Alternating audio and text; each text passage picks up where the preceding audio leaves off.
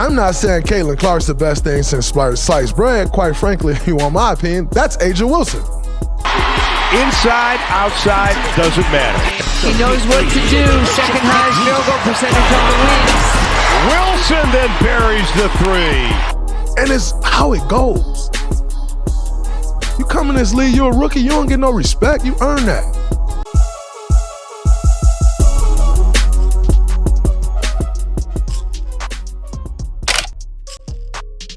And so I want to go ahead and take a second to chime in on a video that I came across featuring Draymond Green, and he had a lot to say about Caitlin Clark and, of course, A'ja Wilson.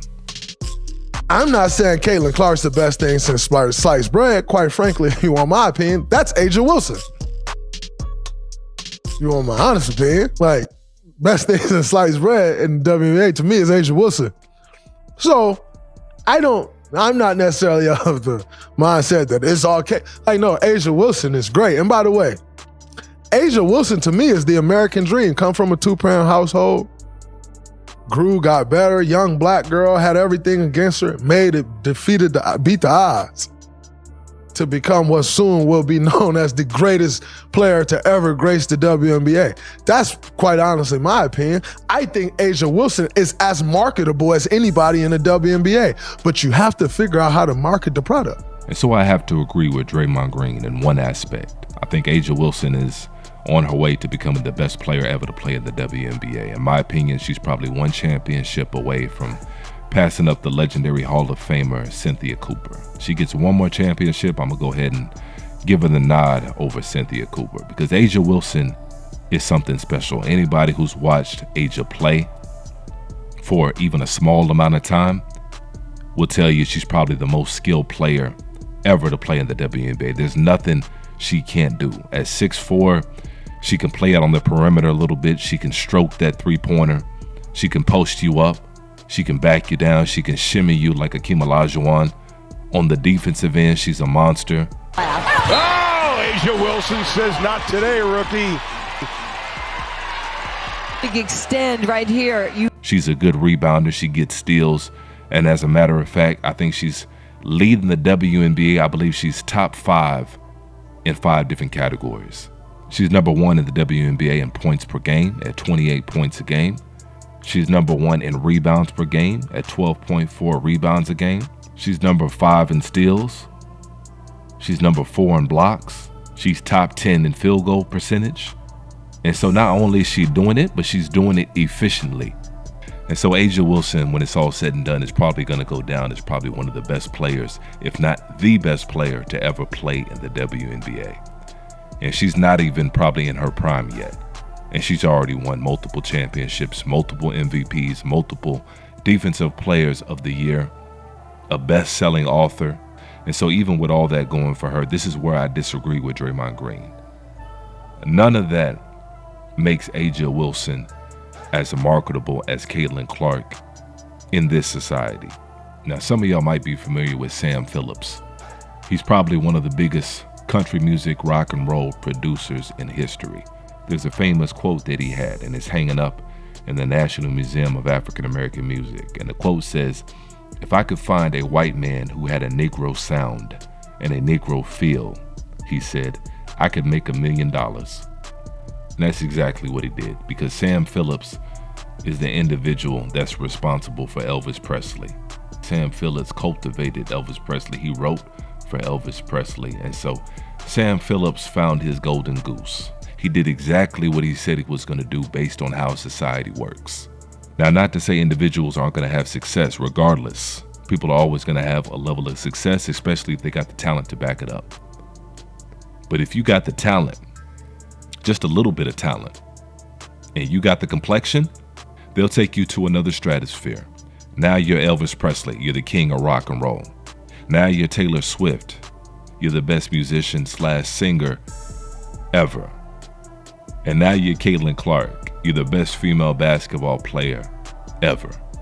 The most entertaining female basketball player ever. So now you see what I'm saying? This is what I'm talking about when we're talking about marketability. It's not just about how good you are and how talented that you are. It's about having the right complexion, and that's reality.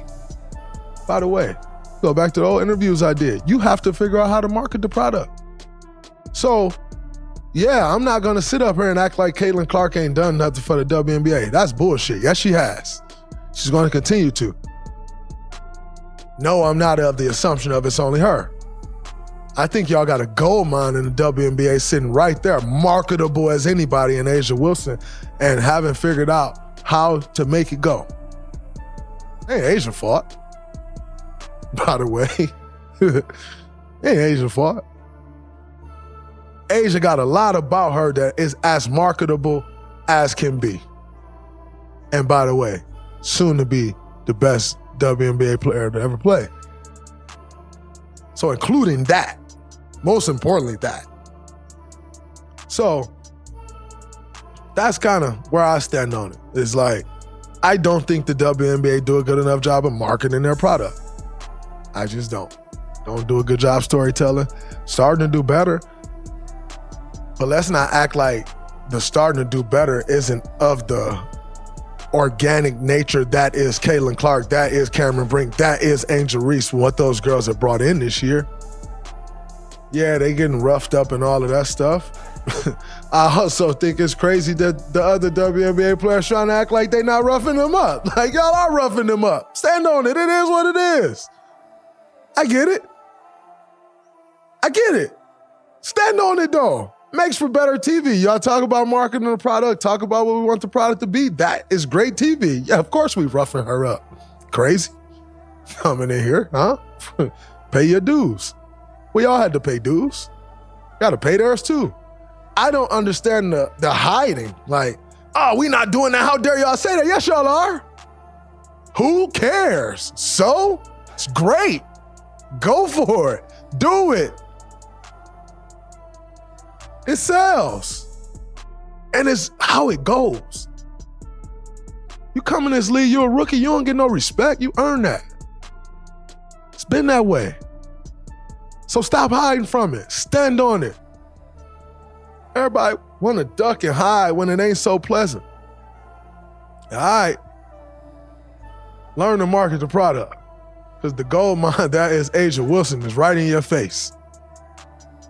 Period. And so I think the WNBA and different sponsors could definitely do a better job of marketing Asia Wilson, but the reality is she's never going to be as marketable as a Caitlin Clark. No one's ever going to reach that stratosphere, like I said, unless they got the proper complexion. And that's not complaining, that's not having a victim mentality, that's dealing with reality. That's learning to deal with reality so you won't be confused by the world around you and how it operates. That's all it is. And so I think that's going to be a wrap on this particular video. Make sure you guys chime in and continue the conversation down below. And as usual, peace and chaos.